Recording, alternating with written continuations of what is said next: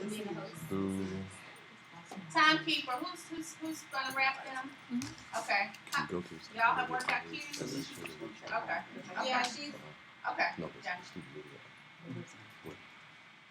Can y'all do this in 5? 1 minute.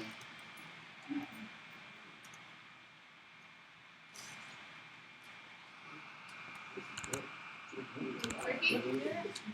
Yeah. Alright. Remember, it's 4.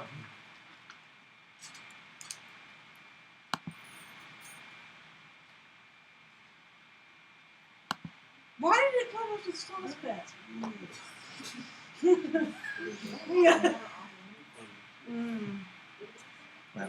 We're having issues connecting on Facebook Live. What? We're having issues with connecting wireless on Facebook. Oh. My screen does.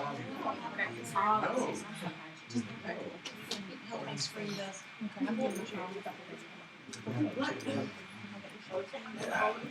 think it's just Wi-Fi signal's a little bit weak. I think it'll be fine once it gets up, but yeah, it's just a matter of time, right? It's 3 o'clock. Me and Juliana, you can go. Hello, ladies and gentlemen. My name is Alex Jones. And I'm Ashley Moore. And we would like to thank you for tuning in through one of our mediums, UABtv or Blaze Radio, to Processing Our Pain in the aftermath of the recent shootings. So, what's been going on in the United States of America with the Alton Sterling shootings, the Lane Castile shootings, the police officers being shot in Dallas and Baton Rouge? We're giving UAB students an outlet to process their pain. So, we'll just go over some ground rules. Thank you to our students for being here today. Just go over a few ground rules that all feelings and all opinions are valid here, that we're going to respect each other, and we are keeping it to a time limit, so I appreciate you all talking, but I don't want you to talk just too long and everything. But we want to know how you guys have processed the recent events that have been going on in America. Actually, can you actually tell me? Yes, well, my feelings kind of took me by surprise.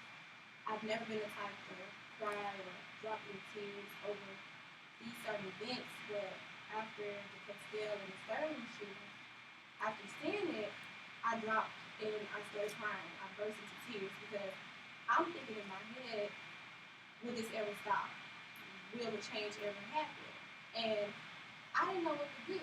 And I have family members. I have a big family, actually. My great grandma had, I guess, well, she really had 12 kids. And I have a lot of god cousins. And every day I'm scared because they could be driving with their friends or playing and anything can happen. And it's scary because they don't even have respect for the women anymore. We're dying too. We're getting hurt by this as well. And how I processed it, I painted, I listened to music, I did it to friends, and I even signed up to do this project. So that's just how I processed it. And right now, we're going to open the floor so we can give everybody a chance to speak on how they process it. So, man, would you like to go first? Thank you so much. In processing everything that happened, I thought to myself and I prayed to God. I said, in these times, give me the opportunity to be strong. Now is not the time to go towards the dark side, go to evil, just be strong.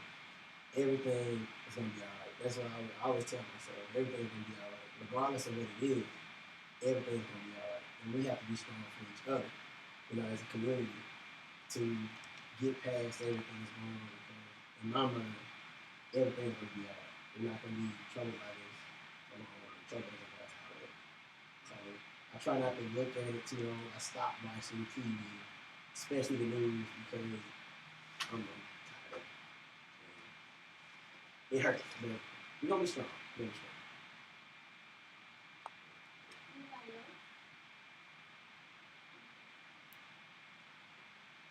So it was hard. It was one right after the other. So it was Alton Sterling, the Fernando Castillo, and then the shooting of officers in Dallas.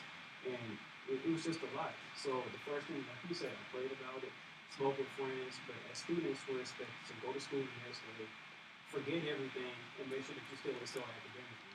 So it's really hard to balance what's going on in society, what's going on at school, because at the end of the day, we can't turn our blackness off. This is who we are at home, and this is who we are at school. So just trying to find the balance between what's going on in society and still trying to make sure that I excel academically is really tough. Would anybody else like to think about it?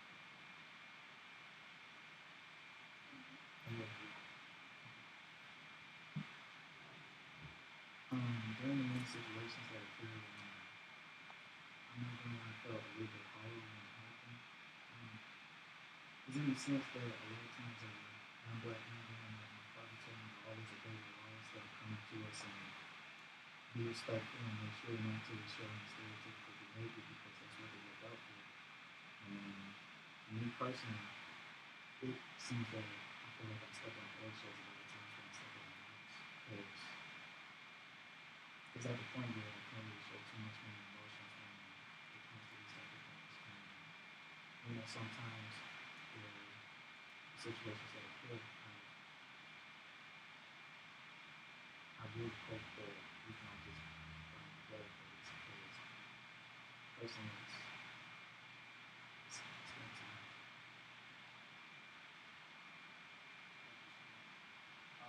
So let me ask you guys this question. This may kind of piggyback off of this. So when you first saw the news, or when you first with these situations, there was a lot of media evidence. When you first saw it, what was like the first reaction? Was it happy? Was it sad? More so when I first saw the actual video of Alton Sterling, immediately I was sad. I went into a depressed moment because I feared for, like Ashley said earlier, my siblings, my cousins, especially my brothers who have dark skin. More so, first time I heard it happen, which was with Trayvon Martin, immediately I just went to the sky and I just asked God, what are you trying to tell us? What are you saying? It's not that he's punishing us, or it comes after a consequence or whatnot, but it's just like reveal to us what you want, what you're wanting to say. What is the solution to this? How can you help our country heal, our black community heal from this? And also after the Sterling and Castile shooting, now this is definitely a wake up call for the black community.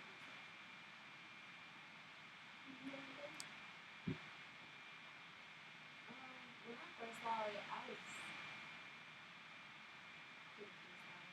like, again, like, really.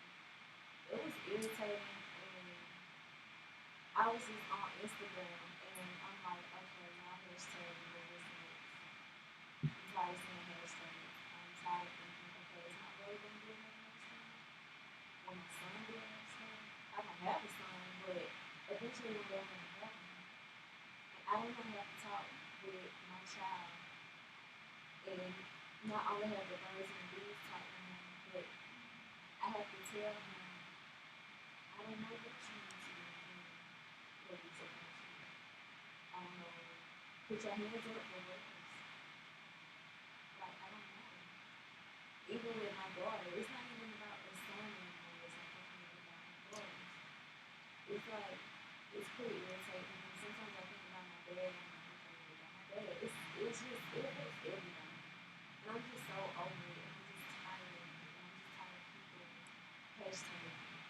Sick of hashtags. I'm over it.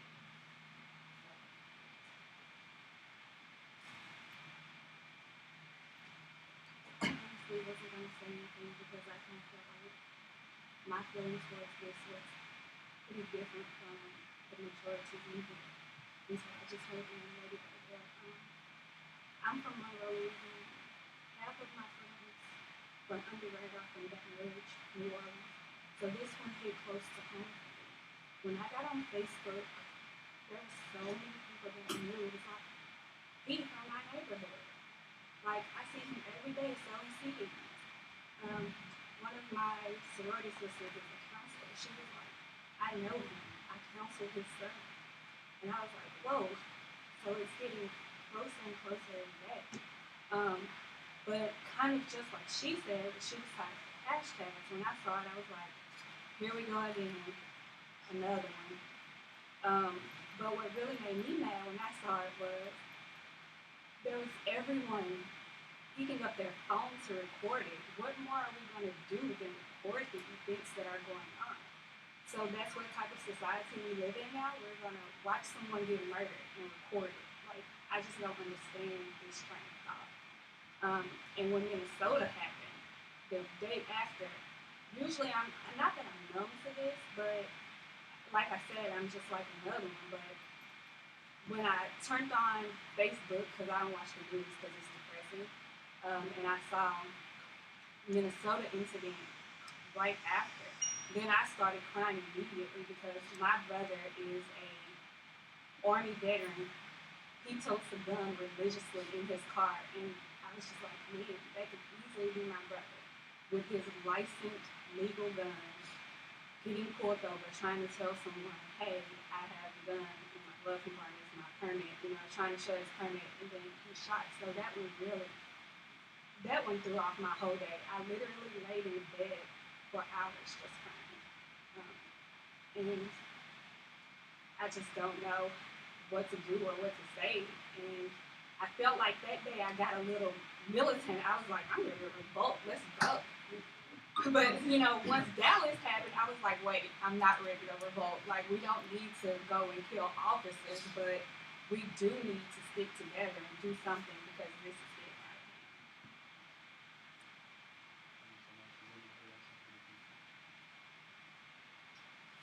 My initial reaction to the videos was, at first it was pain and anger, since 2012, we've all been around, 17, 18, 19, so we've all been old enough to understand what's been going on with not even just policing, black people or black lives, it's more than our society. So since Trayvon Martin happened, it wasn't an officer. And Zimmerman didn't get convicted for it. It's showing me, okay, for an honest man, we really, after all the evidence that came out, that we thought fatigue and coercive situation, if he can't be, judged correctly, if the law can't do what they're supposed to do, then how are we supposed to feel that way when our officers abuse their power? And in those situations, we end up feeling helpless because, they're supposed to uphold the law, they're supposed to obey the law. And when you have somebody abusing their power, you kind of have a conflict with that. You don't know whether you should rebel or whether you should act accordingly. And even sometimes when you act accordingly, the situation still turns out dangerous. So for me, it was kind of pain and then confusion. I didn't know what had happened all of a sudden, and then the next day I didn't know what happened for the student. But it just made me dumbfounded that I already knew somehow that these officers were not going to get in trouble for this situation because of what body cams and video and all these things about him reaching for a gun, but he got two grown men on him, pinning him down to the ground, and then another dude in Minnesota telling him that he has a pistol on him before he's going to reach for his ID, which you asked for. And he's going to pull out his ID and still fire shots to him. So it's kind of confused. How does that situation play out? It's still painful because you don't know every detail, you don't know what's going on, so you want to just know and understand why, but we never have those answers. So it's like up in the air with me, still haven't figured out my emotions with it. Speaking specifically about the Alton Sterling murder, I didn't even want to watch the video because I knew what was going to happen. And I have never watched somebody die. So I would play the video for a few seconds, then I'd pause it. Then I'd get the courage to play it for another few seconds, then I'd pause it again. Then I thought, I can't ignore this because ignoring it and not watching it isn't going to change anything. So I felt like I needed to see it so I could see how it truly affected me. So I ended up watching it, and then the next day, flying up the still, and then the next day, the Dallas officer. So it was a lot in 3 days time.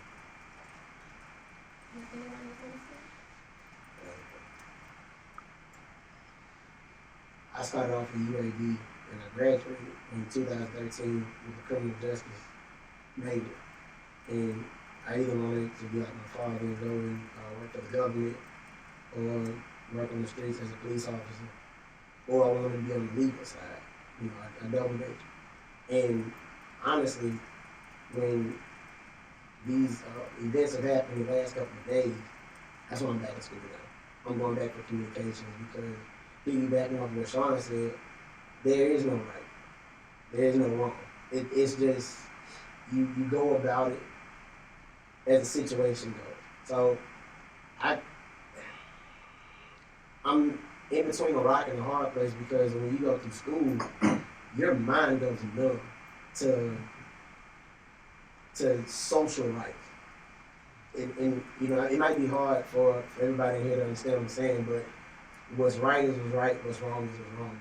And you know, I'm naturally colorblind, but when it comes to anything, you don't see black and white. You don't see anything. So half of me is in deep support of Black Lives Matter, but the other side of me is police lives matter because I have family that are police officers and work law enforcement. But now, I mean, it's no right, there's no wrong, there's nothing that you can possibly do that would fix any of this. There's nothing that anybody can say that can fix it. You really have to go individually with every single cop, everybody. There's no way to fix it, and that's the part that scares me the most. I like to piggyback off of that one. Right is right and wrong is wrong. And violence against violence, it never works. It never will. So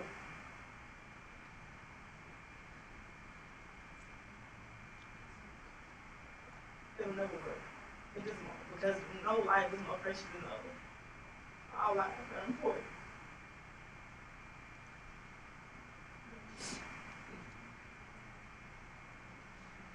Thank you all for speaking your piece on the whole situation. But actually, speaking of back off of what Bam said, so and this is for everybody. I want to know, did your emotions differ with the Alton Sterling and Philando Castile shootings to the police shootings in Dallas and Baton Rouge? Did it differ at all? My feelings towards the police shootings first, before I address all the Sterling and Philando Castile. Chelsea just brought up that violence never works against violence, and that's true. I thought it was kind of ironic that the man who attacked the police officers in Dallas was trained by the military. I kind of thought that was, kind of crazy how one person who was for their country, kind of the same creed and motto that police stand by, you fight for your country and for your people, that you lose sight of what's rational, you lose sight of what's right and what's wrong. Because you're so hurt over seeing another man of color get, murdered, or what you think is wrongfully murdered, that you have to go take to the streets and take innocent lives. Those Dallas police officers have nothing to do with it. So that's one thing I had to think of, because of course I was mad at the police officers in Baton Rouge and in Minnesota, but I can't get mad. Honestly, I can't get mad because I don't know the situation, and I can get angry at that happening, but not every police officer is like that. So if I'm at that police officer and I don't see a face when I see an officer, I see a uniform. And that's how I was brought up, what I'm saying? Like, you don't disobey police officers, but when a man has a uniform on, you have to obey them because they're a police officer. So I don't see faces, I don't see anything like that. I just see uniform. But it's hard for me to go back to thinking like, man, they're just cops. When we have innocent people who had nothing to do with those shootings getting murdered, by some dude who lost his cool. And then for all the Sterling and Philando Castile, I don't want to sound senseless or careless, but I was mad when it happened. But the very next day, I wasn't necessarily over it. I was just like, okay, ready for the next one, because it was gonna happen. And the sad part is, it has happened since then too. It really has. There have been people that have been shot, white and black, since those two incidents happened. And now as a young black man in society, I don't know what to expect. I don't try to expect nothing. I try to just do right by everybody who's around me and get ready for it. If I was ever put in that situation, do right by that person who's behind that uniform, because we don't need to have no situation go down where I pull a gun, he pull a gun. We don't need to go down like that. And as a black man, we need to start telling everybody to be smart about these situations, because it was two black men that shot the officers in Baton Rouge and in Dallas. We don't need black men portraying that image of us. So, that's crazy. Just like the gentleman here said, every time something like this happens, you think to yourself, again, here's another one. Every time this happens, I feel kind of sad, but for some reason, and I think because I could relate my brother to this, it really hit me. However, when the police officers were shot in Dallas, I kind of felt bad. I don't know if you all seen Miss Alabama's post. I felt just like Miss Alabama. Miss Alabama did not say that, well, the former Miss Alabama didn't say that she agreed with what happened in Dallas, but she said she didn't feel any type of way about it. She knew it was going to happen. She felt that eventually something like this would happen, and she was beating herself up because basically she didn't feel any type of way that those police officers were shot, and she felt bad about it. That's how I feel. Let me say this right now. I have people, several family members and friends that are police officers, so I never want anyone to think that I'm anti-police, because that is not it. It was just that when that happened, I didn't feel any kind of way, and I said, well, here it goes. And I just started thinking, I said, because I don't know if anyone's watching or anyone around here is really religious, I was just like, here we go. This is about to happen. The world is going to be full of chaos. I just better get prayed up. That was my thoughts. That was my feelings.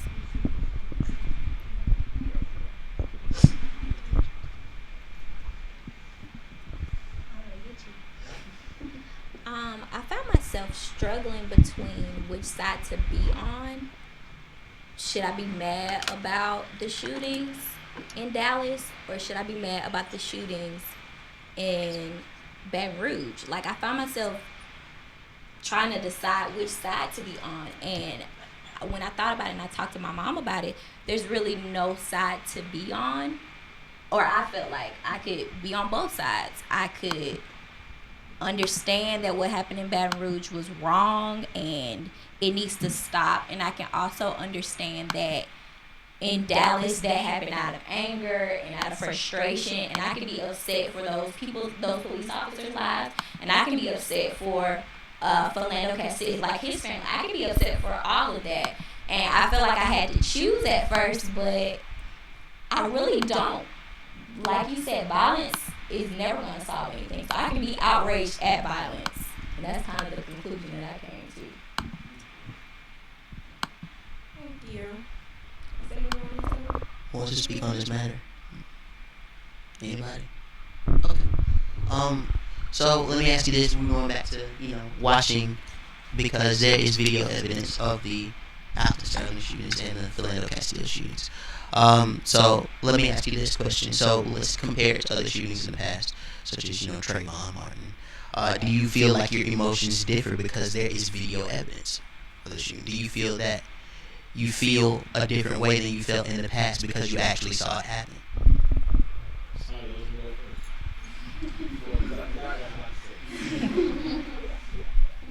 Yeah, I feel some type of way because I'm looking at this man dying, and the officers are still pointing the gun at him as watching him die. And the same thing as Philando Castile. They watching this man die with his daughter in the back seat. I don't understand. So yeah, I'm watching this, and it's still on my Instagram, and I'm gonna keep it on my Instagram. And I've had people write me, well, he shouldn't have. Get gone with all of that, cause I don't want to hear it. They murdered that man, and I'm not finna be politically correct. I'm finna be myself, and I'm finna say exactly how I feel. It's video evidence of this man dying, and the police officer shooting him. You got two people on top of you. You can't do nothing, so why shoot him? For what? He asking you, what am I doing wrong? What's going on? Clearly the man distraught. So why shoot him, and you got two people on top of him? This man baby is in the car. I'm sorry, Jamie. This man baby is in the car. That girl is 4. So baby start remembering stuff once they 3. That baby is going to be scarred for life. It just don't affect him. Yeah, he's dead. It affects everybody in the whole situation. That boy just lost his daddy. He going to have to go through so much stuff in life. And he going to have to learn it by himself without his daddy. A woman can raise a man, but it has to be a man there. So they need to understand what they're doing. They're taking daddies away. Fathers that actually want to be fathers, yeah, they're doing that. Men that are actually trying to do something with their life and trying not to be a stereotype, that's what they're doing. Then when the media come and they say, well, he got a record, shut up with all of that. Don't nobody want to hear that. You just trying to make this man look bad and give it a reason as to why he got shot. No. They say he got a record because he had sex with an underage girl. That underage girl is his wife. They had consenting sex and produced a child. So don't even come at me with all of that. So it's not just the police, it's the media, it's the producers behind the media doing the research and saying, oh, well, let's do this. I'm a communications major. I know how this works. So, yeah, it pisses me off. I'm done. Sorry. Anybody else want to speak? So the evidence, I do really feel like makes it even worse, looking at Alton Sterling dying on video. Like, yeah, I think other than, Trayvon Martin or any other issue that has occurred within the last 5-10 years, we know it goes back further than that, but with social media, it's just coming out so much more now. It makes a difference. As humans, we are all very emotional individuals. So when you see something like that, if it's not something you've seen before, and especially if you don't feel like it was justified, the police officers, as you watch the video, says, oh, he has a gun. I don't know if you know, but they already knew he had a gun before they came off to the scene. So why are you so shocked now at the fact that he has a gun? You know that Louisiana is an open carry state. So many people have guns. So I just feel like with all of these, I know you have to have evidence to show everything. And even though we don't see what happened before, I know when I watch the video, you see the police pretty much throw this man over the top of the hood of a car. He's a pretty big man. I was like, how they throw that man over the car like that? They had a lot of aggression in them to just basically body slam that man to the ground. And the scientists in me, as they are on top of him with their knee in his back, telling him not to move and to be still and to quit resisting, gets angry because your body naturally has reactions. And a friend of mine, or a lot of people have circulated a post that makes a lot of sense to me, that basically says, in situations like this, you have everyone's emotions are on 10, everyone's nerves are up, and you have someone who is supposed to be trained to handle these situations versus someone who's untrained. And it always seems like the untrained person ends up on the opposite end of the stick, on the worst end. However, I'm just going to go ahead and end by just saying, like, yeah, the video evidence does make you feel different. And when you see the video evidence and how everything went down from the start, just from the video, it makes you angry. Because I mean, granted, we don't know what happened for them to body slam him over the top of the car, but that's all we see.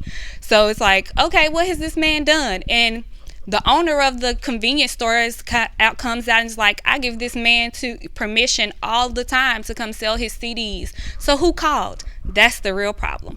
If you haven't heard about what happened in Florida now, you have all of these people calling, stirring up problems when they need to mind their own business. When you need to call the police, when you need to do something, you don't want to do nothing. But when you need to sit back and mind your own business, you want to be starting up trouble.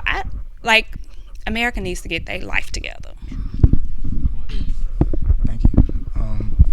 Piggybacking also off of what everybody's been saying as far as the post too, one of the things that's been getting to me is the fact that I feel that this proof is necessary to be shown for the fact that the violence that is shown out in public to us, like, it's disgusting. And I feel that it's also weird in the sense that whenever these situations occur and we have many of these violent actions happen, the evidence has always been talked about how apparently, oh, now the recordings have to be taken off, or now the recordings have to be taken back over to the station and so forth. And one of the things that killed me about it is that why is that such an important case when you already know that it's already spread throughout the entire world that can see your actions? And for me personally, knowing that it's one of the things that I'd rather just have it, just leave it be. Don't try to cover up whatever actions, because if you think that this is just going to stop whatever's going to happen, or whatever spreading, whatever like hate or whatever flames that you think that you're stopping, I don't know what kind of actions could be happening or so forth that it's going to be preventing it. It's only going to flame it more, because it's only going to put a seed in somebody's mind saying, well, why is your actions being shady like that? Why are you trying to cover up your footprints? Why is it that after we just saw this, what thing is worse than what we just saw that you're trying to cover up to make sure that we don't start looking for? And for me, it's like, I don't want to just look at the evidence and then one day just look out on the street and be like, you're plotting something. Whoever you are, you're just looking at me and you're waiting just one little trip up and it's over. In the moment that I'm like, look, I'm following all the directions, I'm following all the laws. I even have a recording going on. My friend's right here too, and he knows what's going on too. And you're just like, well, that's a damn shame, because guess what? I need you to get your phones to me. I need you to go ahead and make sure you cut off all connections. I don't want you doing any of that. I need you to get on the ground right now. And if I so much as say, well, freedom of speech, I just decided I'm going to record this whole thing, what's going to happen?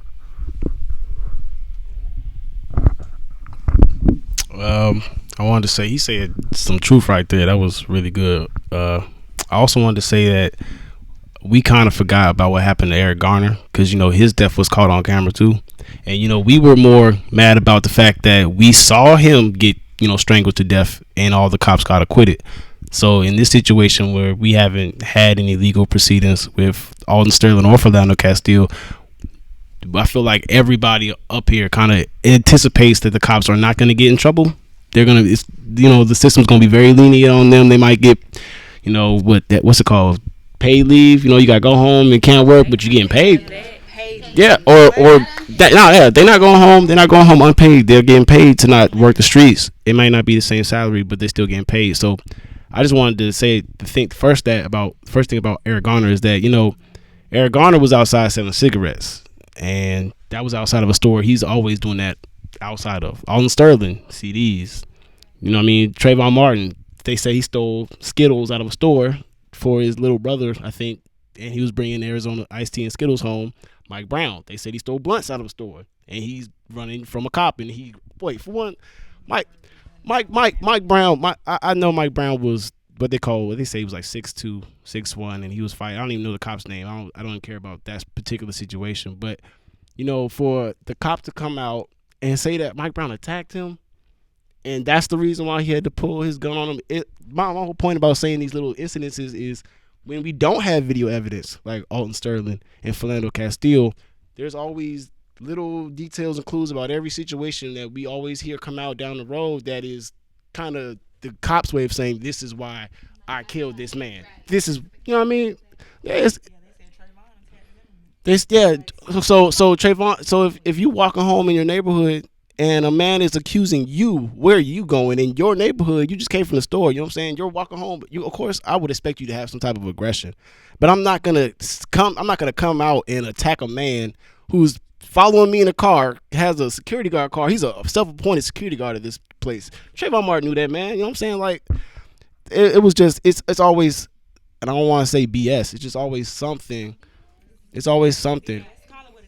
It's the truth, though. It's always something, like, every single time. And, you know, the thing that made me really upset about Philando Castile, because there's no reason that he should have been shot.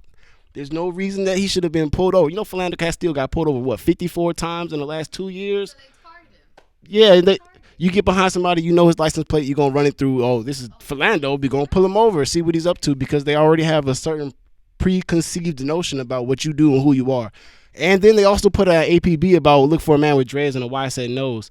that if you already fit that facial description, which I'm not even gonna get into that. You know what I'm saying? I'm not even gonna get into that. I'm just saying. You know what I mean? It's little details they try to give society. I mean, don't they right though? It's little details they try to give society to appease us, to make us have a reason for why they did this, so we can forgive them. I mean, forgiveness is only. I mean, pain can only last so long. Forgiveness has to last forever, but pain can only last so long until it bottles up and comes out in frustration and anger, like Dallas and Baton Rouge. And the more that they give us BS reasons for why this is happening and not telling the truth about racial profiling and what they conceive us to be, what they perceive us to be in the media, like you said, and what they do on Facebook with the hashtags and how they.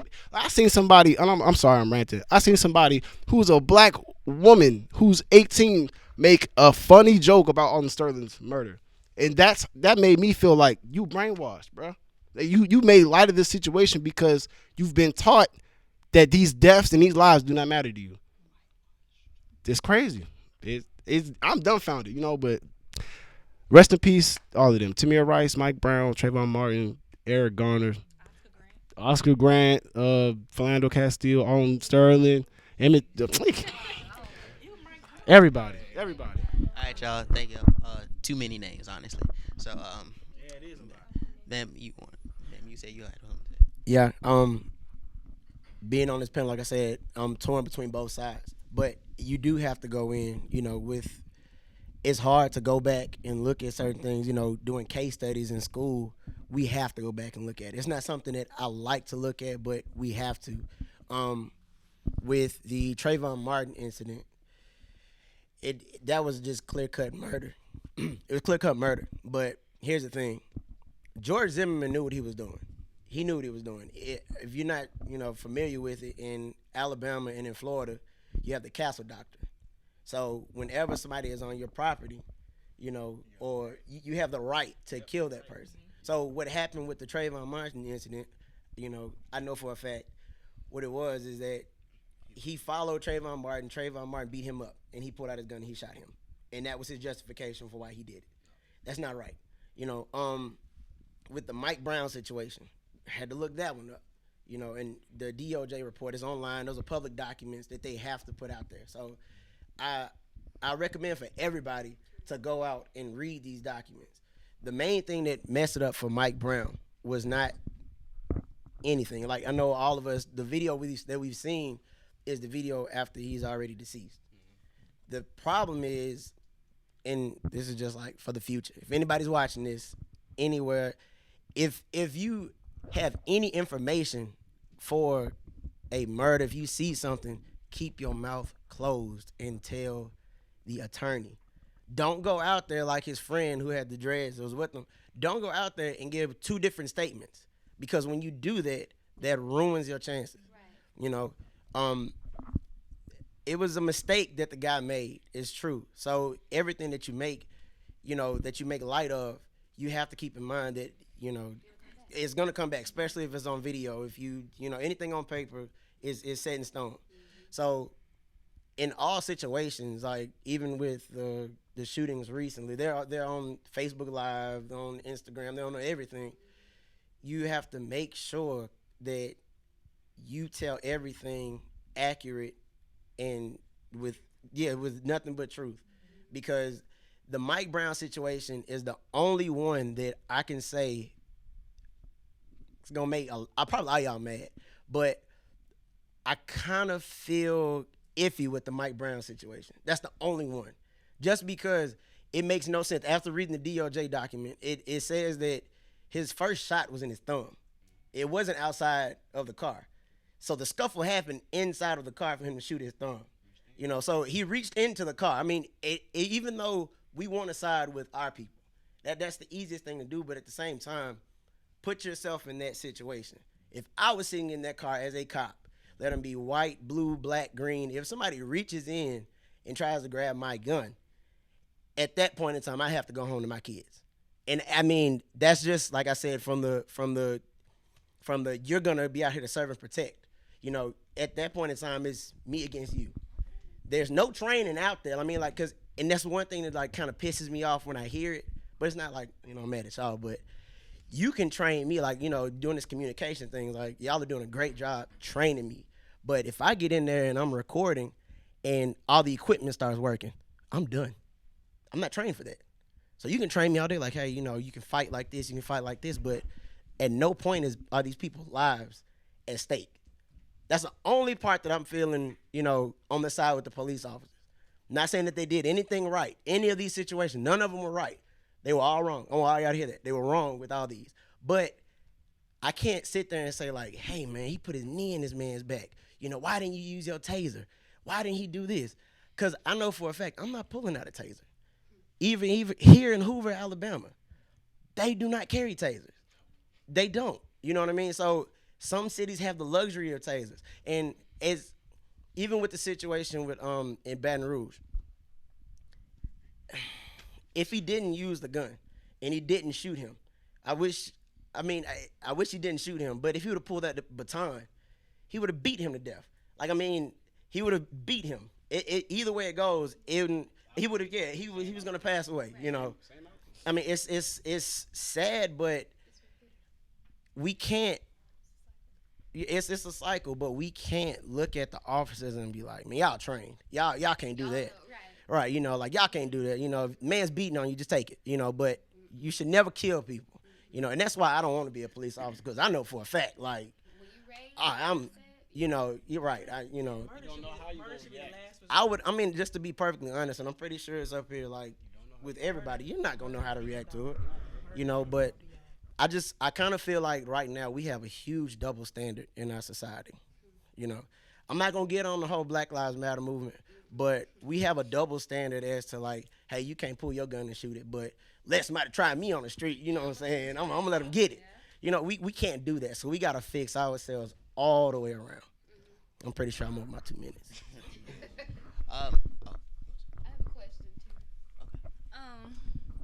Not that I'm saying that you're wrong. I don't want to, and I do, like, I don't want to overstep any boundaries because I know everyone's opinion matters.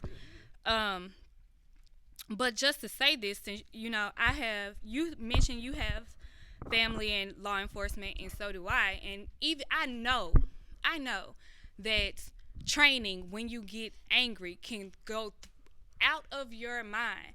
But police officers are trained for all of these situations. My best friend is a police officer. I've listened to what she's had to go through at the academy. She didn't have people jump on her out of nowhere. Like, they are trained for this type of stuff. So I can't totally 100% agree with the fact that you got to throw this training out of the window, because they train you for all types of different situations that you never know might happen or think of could happen.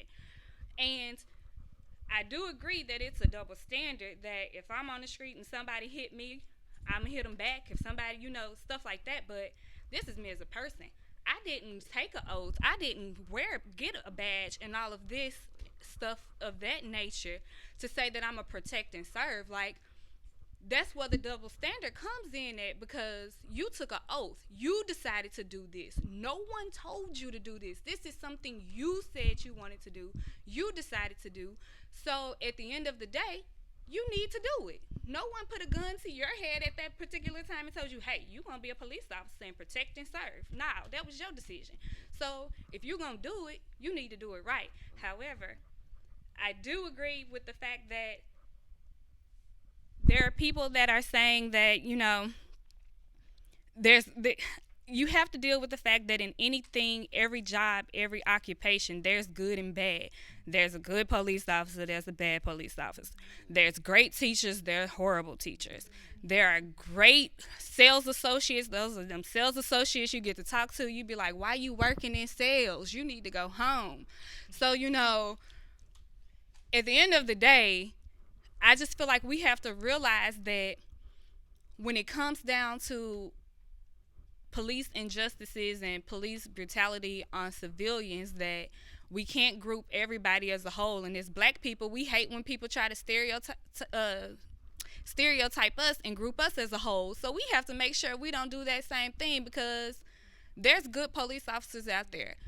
So we're not going to just say that just because there's one or two bad people in the bunch, there's one or two who possibly did something wrong, that we're going to be anti-police against the whole department, because that's wrong. And I feel like that's what society is trying to do right now, and you can't. I mean, just be honest. If the police decided to boycott and be like, we ain't doing nothing, what's going to happen? The purge. Like, That's true. Thank you so much. And let me just say this real quick. I mean, I'm like, there's a difference in opinion there, but I'm glad that you stated your difference in opinion respectfully. So I appreciate you all for doing that as well. Bree, you had a question. Okay. I actually kind of had a question for y'all. Because I know Talisha mentioned this, Sean mentioned this, Corey mentioned this. So you were talking about the media. So let me ask you this: when it comes to journalism, television, radio, and even including social media, do you think it's been more helpful or hurtful in this case? When I say that helpful and hurtful, I mean by awareness. Do you believe it influences opinions, etc.?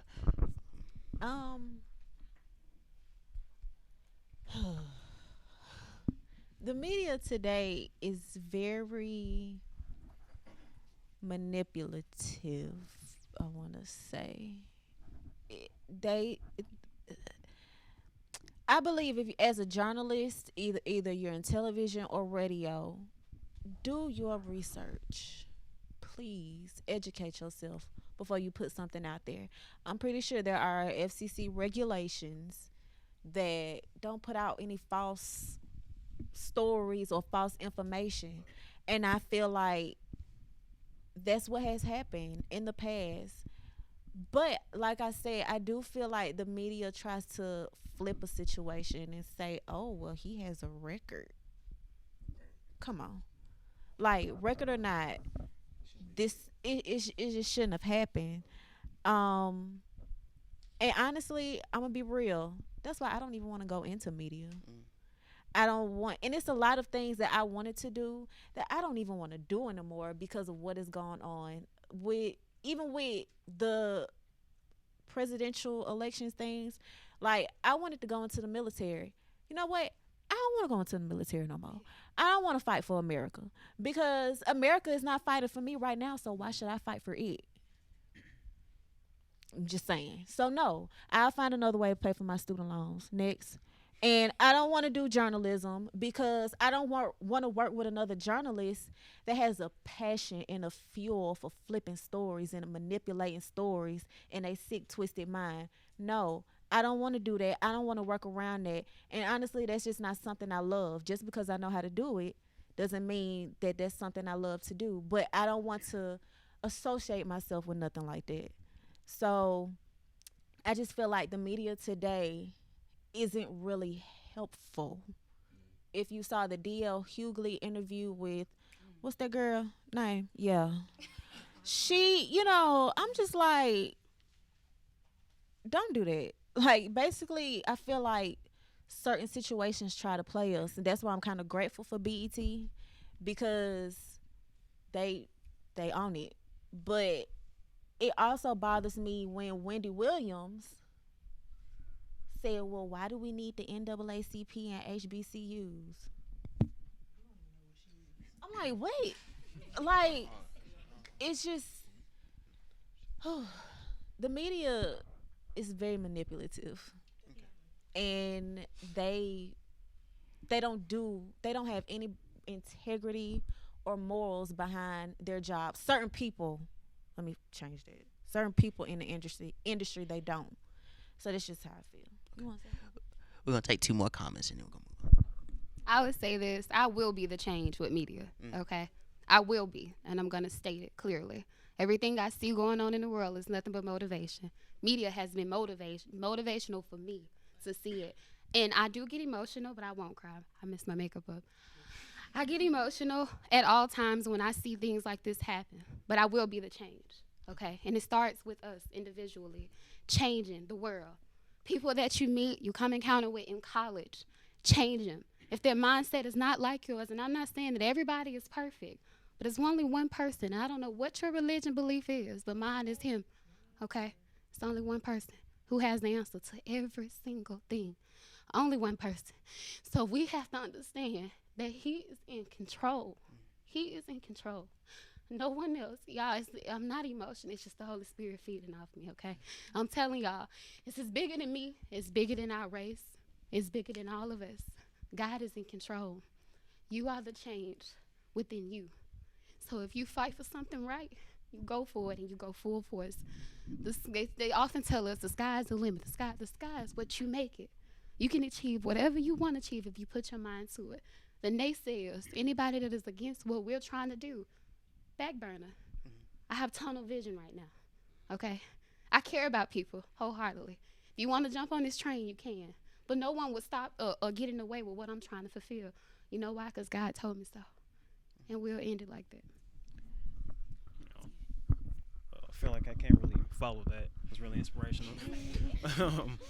Well, I was going to say, I think the media is important because that's the way we find out a lot about things. But I think the danger comes when the media, people in the media, jump to a conclusion really quickly, or they're quick to release information. And as an example, when the police officers in Dallas were shot, there was a man walking around who had a gun. And I was watching CNN at the time, and somebody saw this man walking around with a rifle, and they put his picture all over the news immediately. It turned out that he had nothing to do with it, but now this man is all out there, right? So I don't know how that influenced his job or his family, his friends, you know? So I think that the media needs to just kind of take a step back, gather all the information before they release things, and not be so quick to choose a side or jump to conclusions. Thank you. We're almost running out of time, so we're going to move to this section of it.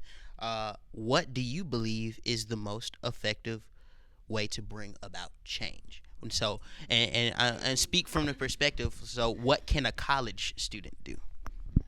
So, you want to go first? Yeah, we're going to take we're going to take 3 comments on this one. It's a lot. To bring about change right now, 2016, we need to go back to the days of 1965.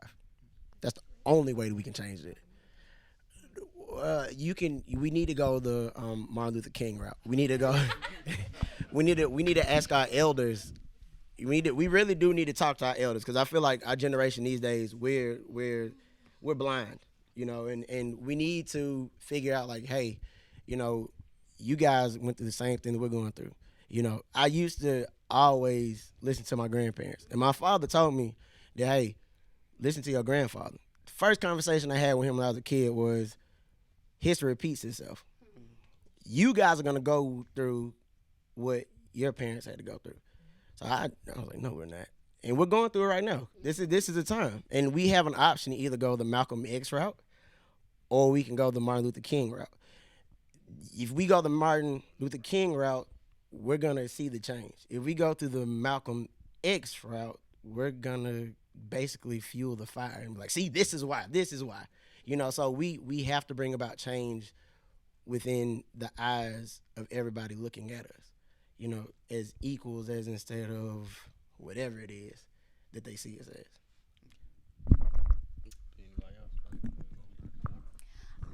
Not to sound like a campaign or anything, but I think the best way for us to bring about change is to vote.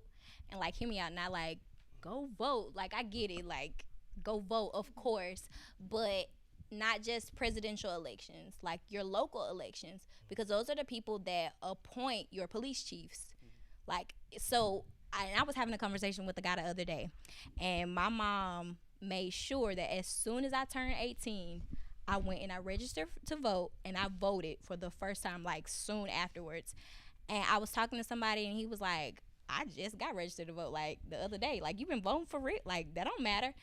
It does. Like, it matters. The things that affect us every day are in those local elections. Of course, you vote on the presidential scheme because that's in the grand scheme, that's national, that matters, but you need to actively work to change what's around you in your community. So it means going to the old Daniel Payne Middle School and standing in that line and voting, but you kind of gotta get up. You got to move and you got to research. Like he was saying, like, you got to actually take the time to go back and look at people's campaigns, because I know we hate to, like, sit through and read stuff because we want to, like, we want it quick, but when it's your life and you don't want to have to do another hashtag, because I get sick of having to do another hashtag, but I don't want to be helpless anymore. I don't want that feeling anymore. And voting kind of gives me some type of like it makes me feel like I'm doing something. I believe change starts first internally, so we have to change the culture of Black society first. I mean, the only reason that they think of us in the way they think of us as is because we do put ourselves in these situations. But even though we're not solely responsible for our outcomes that we have in our lives, we're not solely responsible for somebody who lives in the hood. Like, they don't choose their house, they don't choose the money, the income, the job they get. You know what I'm saying? They can't choose that. They can't choose that situation.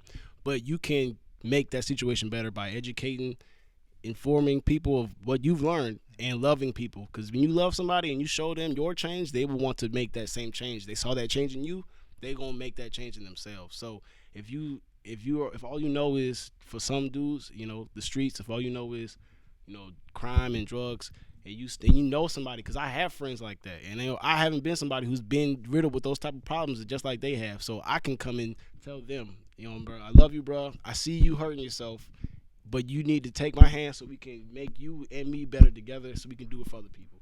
And I think that starts internally. Instead of, we're not gonna change other people's minds, man. We can't. We have to change what we know before they can change their minds. So. All right, we got time for one more question, actually. So, what do you feel can and should be done at UAB and in Birmingham to prevent something like this from happening?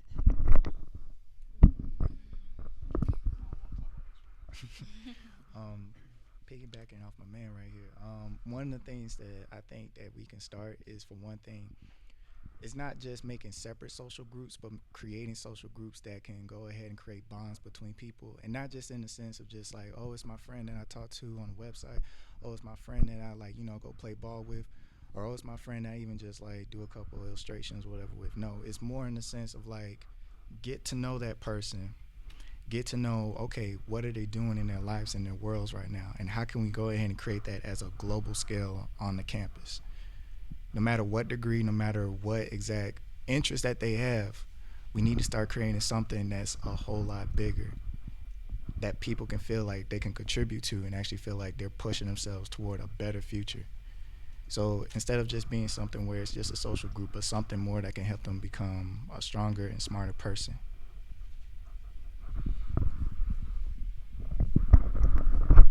Does anybody else have anything to add? What you think can be done here on campus, or what can be done in the city?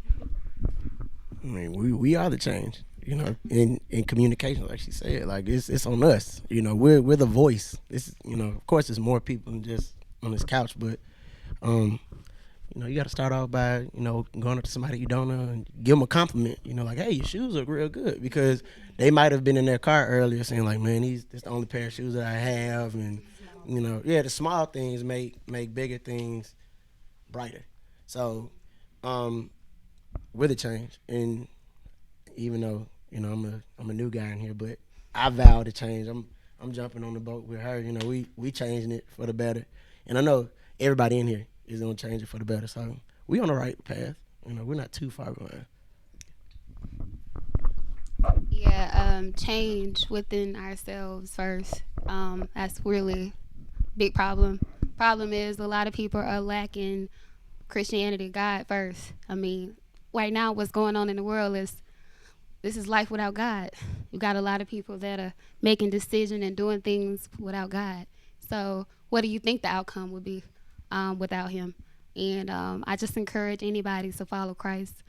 And honestly, with Christ helping me and following him, I've learned so much, and I've understand a lot, and I've been able to come encounter with people who are quite different from me. But I know that he puts me in people's life for a reason. We are all here for a reason. So everyone has to understand that we're not just here just to be here. We're here for a reason, and it's the purpose. Find your purpose and find your calling, and let's work. That's all I can say. I would say that to make sure it doesn't happen in UAB and Birmingham, and I'm gonna be real quick. I would say, for one, as college students, we need to really get out in the community, and if we're gonna do an event, we need to keep doing them. It's not a one-time or a one-week thing. And for people who are less fortunate to be in college, and for young kids and older people, we need to show them that us as the driving force behind it, that we can really pick this up, and we need their help to do it. You know, we have to really bring everybody together. And the first thing, we got to make police relations in Birmingham better than what they are on campus. Like, students do not respect UAB police, and that's not good at all. Like, it's just not. So, I mean, if we can start in our own little community, it'll affect other ones. So that's what I believe. Well, let me take the time. This is the end. Thank you all so much for agreeing to speak your piece and how you've been dealing with everything and your emotions and your feelings. Because we know this is not an easy thing to do. So, but I think it's a. Let me ask you guys: do y'all feel better now that you've talked about it a little bit? Well, we thank you anyway for coming Yes. and expressing your opinion. I think and how you feel and how you dealt with it. Everybody in here, I think. But yeah, we thank you for everybody being here and speaking their piece on the whole situations and everything. And not to jive quotes from anybody, but like Kendrick Lamar says, we gonna be all right. So yeah. So thank you all for tuning in.